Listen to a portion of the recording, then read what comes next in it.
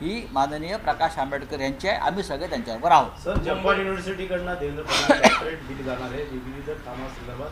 काय वाटतं आता मुख्यमंत्री देखील विविध कामासंदर्भात त्यांच्या आणि याच्यामध्ये रस्सीखेच सुरू झाली का? बघा, महाराष्ट्राचे सध्याचे मुख्यमंत्री आहेत तेही डॉक्टर झालेले आहेत अशा पद्धतीनं. पण देवेंद्र फडणवीस हे डॉक्टरकीसाठी अधिक योग्य आहे. उद्या अजित पवारांना डॉक्टरकी दिली जाईल, मग हसन मुश्रीफ यांना कोणीतरी डॉक्टर करेल, मग भावना गवळींना डॉक्टर केलं जाईल, मग प्रफुल्ल पटेल यांनाही डॉक्टर केलं जाईल. बरोबर ना? अशा तऱ्हेने मग हे डॉक्टर मंत्रिमंडळ कॅबिनेट होऊन जाईल.